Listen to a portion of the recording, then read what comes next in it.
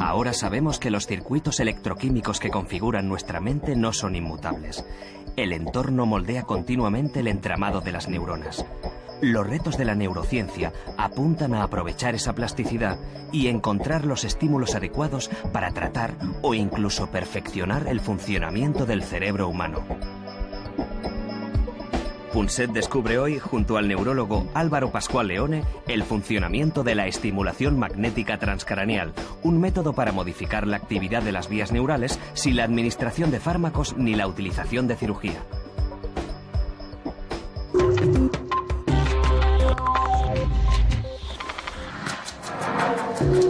Como prueba de que probablemente es verdad lo que dice el premio Nobel de Medicina Kandel, que este siglo XXI será el siglo de la ciencia de la mente, de la misma manera que el siglo pasado fue probablemente el siglo del genoma, de la genética. Vamos a hacer un experimento conmigo mismo, en persona. Tengo un poco de miedo y tengo la suerte de que a mi lado está el promotor genial de esta idea de aprovechar la plasticidad enorme del cerebro mediante, bueno, interacciones que él llama, Álvaro Pascual Leone, no invasivas. No invasivas. Esperemos. No invasivas porque no tienes que abrir la piel, no tienes que abrir el cráneo, no requiere cirugía, simplemente es una forma precisa y controlada de modificar el patrón de descarga de las neuronas en una parte concreta del cerebro.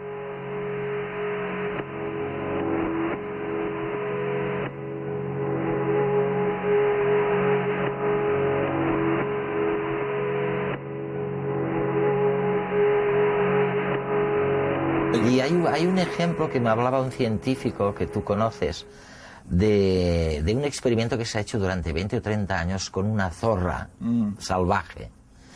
Y primero midieron la distancia a la que la zorra, cuando te acercas a ella, se aleja. Unas dejan que te acerques un poquito más, y otras, en cambio, empiezan a correr cuando estás relativamente lejos. Bueno, pues eligieron las que aguantaban más la presencia humana y estas las domesticaron. Y al cabo de 30 o 40 generaciones había cambiado el cerebro de la zorra. O sea que lo que tú me estás sugiriendo es que es posible cambiar el comportamiento de la zorra, en este caso del homínido, sin tener que esperar a 30 o 40 generaciones. Sí, exactamente eso. Esa es exactamente la idea. La idea es que nuestro comportamiento es consecuencia de cómo funciona nuestro cerebro, y nuestro cerebro, a la postre, es consecuencia de nuestro genoma. Entonces, el ejemplo que estás diciendo es la demostración de que cambios paulatinos en evolución en el genoma dan lugar a un cambio cerebral y a un cambio en el comportamiento. Pero eso dura años, generaciones y generaciones.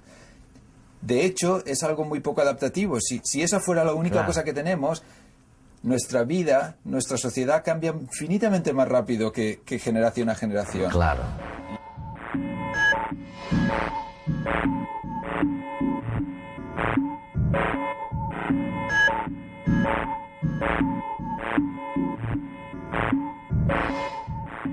Yo creo que el cerebro, la naturaleza inventó una forma de implementar eso, y esa forma se llama plasticidad.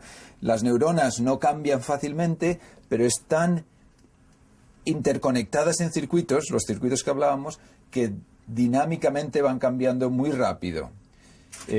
Y esto nos da una gran oportunidad porque nos permite modificar la actividad en un circuito de forma controlada, con técnicas no invasivas que tú preguntabas, y por lo tanto guiar esa plasticidad.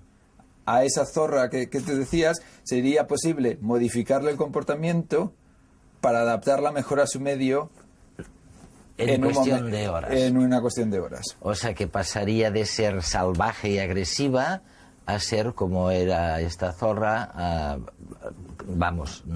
cooperativa, mansa, domesticada, pero hasta el tamaño del cerebro parece que eventualmente cambia. Primero cambia la función, pero función y estructura al final es una misma cosa, y si cambias la función va a cambiar la estructura, y al revés, si cambias la estructura va a cambiar la función. Función-estructura, estructura-función. Ambas se confunden en el terreno neurológico si partimos de una de las premisas ahora ya aceptada. Mente y cerebro son uno solo, constituido por miles y miles de circuitos de neuronas.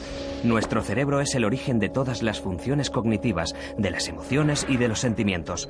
Conocer más sobre la relación entre los circuitos y su función permitirá influir en la enorme flexibilidad de nuestro cerebro. Veamos una de las técnicas empleadas para ese fin, que tiene la gran ventaja de no requerir intervención quirúrgica alguna. Tras probarla, nos interesaremos por las aplicaciones actuales y futuras.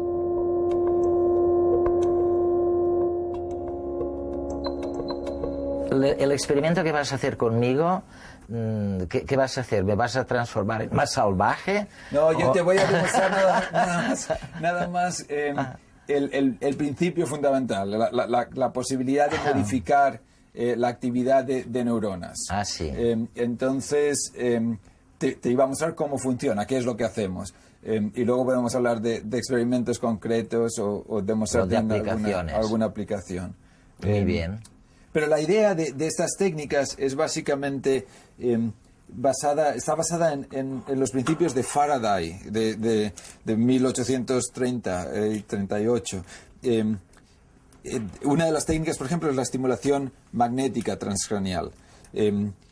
Y en este caso, de lo que se trata es de colocar una bobina como esta. Aquí dentro de este plástico hay hilo de cobre en forma de 8. Sí. Y entonces pasamos una corriente muy rápidamente por esa bobina, y el paso de la corriente genera un campo magnético alrededor de la bobina, así como está mi mano. Que no se ve, pero que se debiera ver. Sí. Exacto, no se ve, pero se debería ver. Sí. Y generará, debido a la geometría de la bobina, generará una especie de cono que va haciéndose más focal en un punto concreto y más débil a medida que se aparta de la bobina. Con lo cual, si colocas algo cerca de esa bobina que puede conducir electricidad, entonces ese algo va a recoger el campo magnético y se va a inducir una corriente en ello. El algo que colocamos son tus neuronas. Entonces, para hacer eso, tu cerebro. Lo que hacemos es colocamos la bobina sobre tu cabeza, en el punto concreto, y dependiendo de dónde esté, va a penetrar por la piel, por el hueso, sin cambiar, porque el campo magnético penetra sin ser alterada por el hueso. Pero cuando llega al cerebro, como el cerebro sí que puede conducir electricidad, ese cerebro recoge el campo magnético y se induce la corriente en él. La neurología está de moda.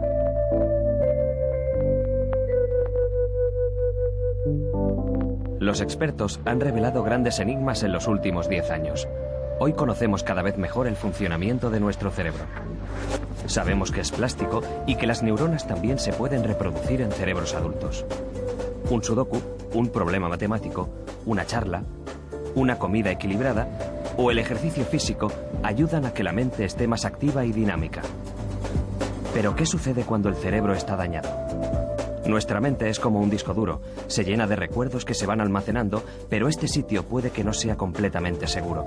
Un simple virus informático es capaz de eliminar todo el contenido de un disco duro. En el cerebro, este virus sería equivalente a un traumatismo o a la activación de un gen que deteriora la memoria. Estudios recientes revelan que en estos casos no podemos acceder a los recuerdos, pero sin embargo están allí. Un antivirus puede llegar a recuperar la memoria del disco duro y ahora, según nuevos hallazgos, una pastilla o un estímulo magnético podría hacer lo mismo en nuestro cerebro. Sin embargo, los avances no se quedan aquí. Una cosa es restaurar la memoria en individuos con alteraciones genéticas o estructurales y otra es aumentar la capacidad cognitiva en sujetos sanos. Algunos científicos ya han conseguido aumentar así la capacidad de aprendizaje en animales de laboratorio. Por ejemplo, han logrado que una simple mosca tenga una memoria 100 veces superior a lo habitual, o que unos ratones tarden pocos minutos en realizar un ejercicio que antes les llevaba días aprender. El siguiente paso ahora es probarlo en humanos para acabar con las enfermedades que afectan a la memoria y a la capacidad de aprendizaje. Pero el objetivo de los expertos no termina aquí. Algunos confían en que este solo sea el inicio de la revolución cognitiva. Apuntan ya a la idea de crear mentes a medida, incluso en personas sanas. Los neurocientíficos ya están avanzando una serie de tratamientos posibles en un futuro no muy lejano. ¿Cómo será la neurociencia del futuro? ¿Y en qué hemisferio me lo vas a poner esto? Pues te voy a estimular el lado izquierdo para que veas que se mueve tu mano derecha. Muy bien. Lo que pasa es que nosotros lo que queremos no es estimular un punto de tu cabeza, sino exactamente un punto de tu cerebro. Claro. Y para eso usamos una resonancia magnética. Entonces sabemos dónde está tu cerebro en relación con tu cabeza. Tenemos estos 3 puntitos aquí que nos permiten saber dónde está la bobina en relación con tu cabeza. Ajá. Y entonces en tiempo real, si yo muevo la bobina luego en tu cabeza, verás que va a cambiar el cerebro. Va a ir cambiando, va a ir actualizando dónde estoy disparando la estimulación. Entonces podemos decir, bueno, yo quiero estimular un punto concreto, ese punto concreto, y saber, basado en eso, cómo colocar la bobina para estimular. Muy bien. ¿Okay? Vamos a hacerlo. Esa es la idea. Usemos esta misma bobina que te he demostrado para que sepas que no hay magia en ello. Esta es otra bobina distinta. Hay distintas formas, distintos tamaños, etcétera, dependiendo del tipo de aplicación. Pero para este ejemplo que queremos dar, yo creo que demostrar que se puede llegar a hacer que tu cerebro, las células que controlan tu mano, se modifiquen y te hagan mover aunque tú no quieras. Aunque yo no quiera, ¿no? Yo creo que eso quizá vale la pena demostrarlo. Sí. Vamos allá. Entonces, pues, a ver. Lo que vas a notar, vas a oír un clic, un sonido con un clic, que es cuando la corriente pasa por esta bobina. Y vas a notar como si te dieran un golpecito en la cabeza. Pero el cerebro no siente nada. El cerebro no siente nada. Todo eso está en el cráneo mismo. Ahora no. Ahora no. Depende de dónde esté colocado. Ah. Ahora sí. Ahora sí. Ahora. Perfecto. Perfecto. ¿Qué se nota? O sea... Pues mucho miedo. Pero eso es previo a la estimulación. Claro. Eso es previo a la estimulación.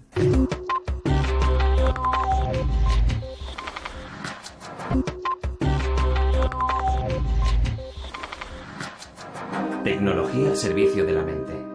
La paciente X31 llega a la consulta del Dr. Brain con un solo objetivo. Quiere modificar su mente a pesar de su perfecto estado de salud. De hecho, lo que quiere es aumentar su capacidad sin hacer nada. En el siglo XXIII, esto ya es posible. Atrás se han quedado las enfermedades neurodegenerativas.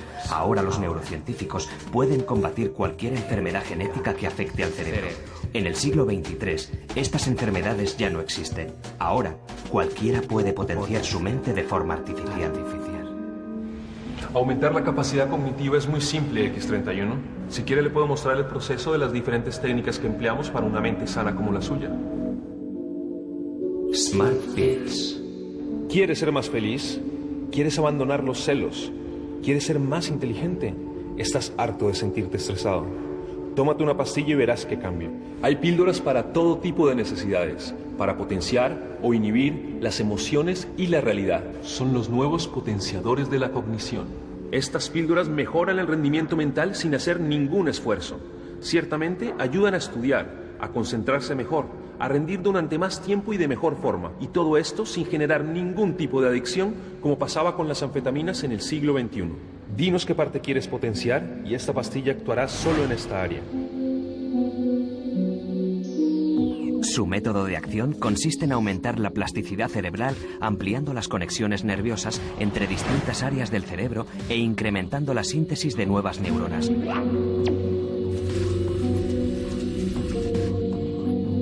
Estos fármacos ayudan al cerebro a crear patrones o redes neuronales que normalmente no se producen. Magnetic fields. ¿Deseas mejorar tus funciones cerebrales? Siéntate y deja que los campos magnéticos alteren los impulsos eléctricos que emite tu cerebro. Lo más asombroso de esta técnica es que se especifica a cada región del cerebro que tratamos. Esta técnica, conocida como estimulación magnética transcraneal, lo que hace en realidad es estimular ciertas áreas del cerebro, sobre todo las ligadas al aprendizaje y la memoria. Y el último, Brain transplant. este caso es más invasivo que los anteriores, puesto que se consigue un cambio radical pasando por el quirófano. Es para pacientes que necesitan cambiar su mente por completo. Se trata de un trasplante de cerebro. Puedes elegir la mente que quieras de un catálogo. E incluso puedes elegir qué recuerdos conservar. Del resto, ya te encargarás tú de guardarlos con tu nueva mente. ¿Es así como queremos ser? ¿Hacia dónde somos capaces de ir con todos estos avances? De momento, para que esto suceda, habrá que esperar mucho tiempo, pero puede que sea el futuro que nos espera. Tendremos a nuestro alcance la posibilidad de corregir los problemas neurodegenerativos o incluso mejorar la capacidad mental de la gente sana. Con los conocimientos que tenemos hoy, esto sería del todo imposible. El cerebro está diseñado para responder al entorno y adaptarse a él. Un exceso de estimulación mental sin necesidad podría no servir de nada, o todavía peor, podría llegar a dañar el sistema nervioso por completo. ¿Hasta qué punto debemos interferir en el potencial de las mentes? La realidad es que los avances en este campo de la investigación han dado lugar a una nueva disciplina, la neuroética. A muchos especialistas les preocupa el impacto que pueden tener estos descubrimientos. Por un lado, acabarán con las enfermedades neurodegenerativas, pero, por el otro, corren el riesgo de extender el uso de estas técnicas a la población sana. ¿Cómo reaccionará un cerebro sano a estas invasiones externas? Quizás ya no oiremos nunca más la palabra Alzheimer o trastorno cerebral en el futuro. ¿Pero a qué precio? A pesar de la redundancia, comprar inteligencia es de tontos.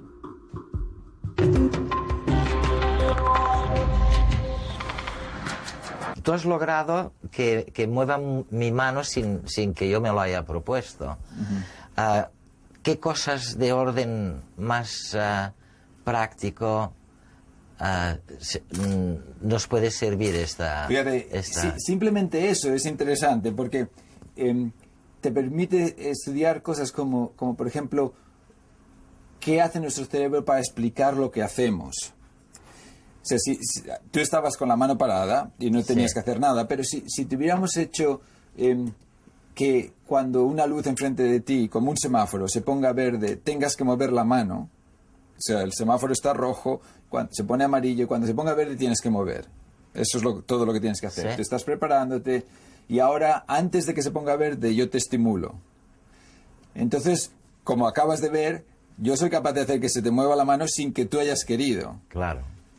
Pero si hacemos eso en el contexto de esa tarea y lo hacemos el estímulo al poquito tiempo, alrededor del tiempo donde tú hubieras movido de todas maneras, entonces, en vez de coger y decir, tu máquina me ha movido, los sujetos lo que dicen es, esta vez he movido muy rápido. O sea, podemos engañarnos a nuestro propio cerebro y hacer que el cerebro del sujeto interprete un movimiento que nosotros hemos hecho... Que lo ha hecho él. Como que lo ha hecho él. Lo cual nos permite empezar a preguntarnos cosas como si el libre albedrío realmente qué es, si realmente decidimos movernos cuando creemos que estamos decidiendo movernos, cuál es la fisiología de todo esto. ¿Y qué tenemos que creer? Bueno, yo creo que desde el punto de vista del fisiólogo, hablando como fisiólogo, lo que sabemos hoy por hoy es que los datos que tenemos no demuestran a los procesos neurológicos que dan lugar al movimiento o a la decisión. O sea, que no hay evidencia clara de que realmente hay un proceso de decisión previa a la ejecución. Al movimiento. Eso no quiere decir que no lo haya. Simplemente quiere decir que va a ser más complicado demostrarlo. ¿Y en qué contexto con pacientes utilizáis ya estas técnicas de activación? Nosotros lo que estamos haciendo es nos hemos dado cuenta de que la capacidad de modificar la actividad en un circuito no está limitada a un circuito concreto. Entonces puedes estimular zonas motoras para este tipo de estudios que hemos hecho, o para hacer que sujetos con un infarto cerebral que no pueden mover la mano puedan recuperarse más rápidamente. Ah, sí. Pero también puedes estimular zonas frontales, por ejemplo, para modificar la capacidad de la gente de tomar decisiones, para hacer que las decisiones sean más altruistas, más generosas, para que enfermos que tienen trastornos de personalidad, con personalidades sociopáticas, que empiecen a tener más empatía ante las situaciones. ¿Y en cuestión de adicciones, por ejemplo? Entonces eso tiene repercusión para adicciones a nicotina, a cocaína, adicción a la comida. Puedes modificar los circuitos de recompensa para que la actividad excesiva que hay en esos circuitos en adictos se reduzca. Ah, sí. O sea, la idea es que es un principio fundamental. Claro. Si puedes modificar actividad en un circuito y tener una repercusión comportamental en sujetos normales o en enfermos, entonces el límite es identificar el circuito. En el momento en que has identificado el circuito, puedes modificarlo en la dirección correcta.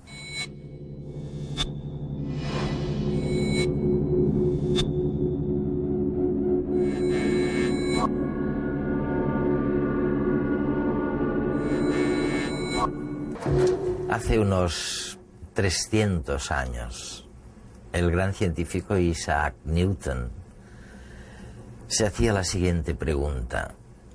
Él decía: me gustaría penetrar en el misterio para saber cómo, a partir de una percepción visual del universo, de lo que tengo fuera, se puede desembocar en lo que él llamaba la gloria de los colores. Álvaro, ¿sabemos algo más desde entonces de este misterio? Hombre, más sabemos. En los últimos años hemos aprendido mucho sobre el sistema nervioso, sobre neurociencia en general y sobre percepción específicamente. Y yo creo que hay una serie de cosas que hemos aprendido que son notables y son interesantes.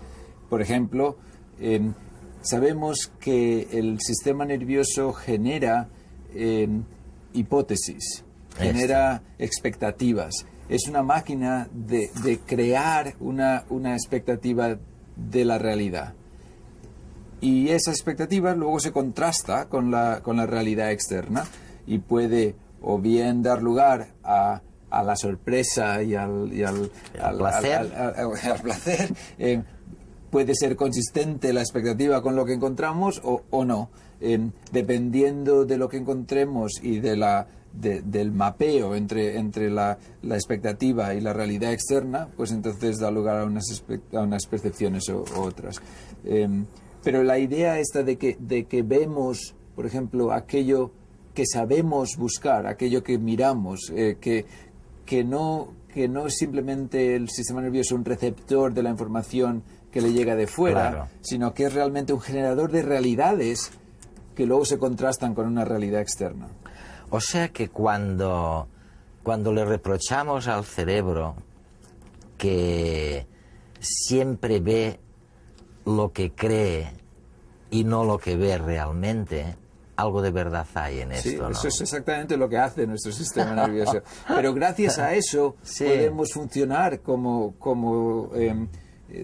seres humanos. O sea, podemos gracias a ello generar arte, podemos gracias a ello tener la creatividad de nuevas ideas, podemos gracias a ello cambiar nuestra realidad en torno para adaptarla a las necesidades sociales. Que no están ahí fuera, o sea, es una fabricación, del cerebro, cerebro. ¿no?